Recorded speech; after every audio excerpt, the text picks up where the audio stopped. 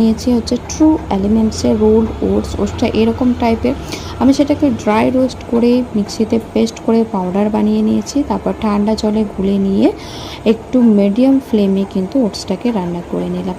এরপর এটাকেও আমি দুধের সাহায্যে খাওয়াবো। সেটা তোমরা ব্রেস্ট মিল্ক বা ফর্মুলা মিল্কের সাহায্যে খাওয়াতে পারো।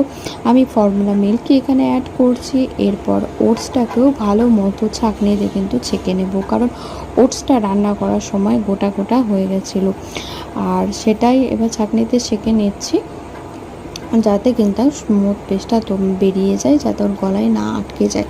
তো যাই হোক, এই ছিল কনসিস্টেন্সিটা। এর থেকেও আমি একটু পাতলা করে নেবো, যার জন্য হচ্ছে জল দিয়ে দেবো। এটা তোমরা 1 থেকে 1.5 বছর বেবিকে এই কনসিস্টেন্সিটা দিতে পারো।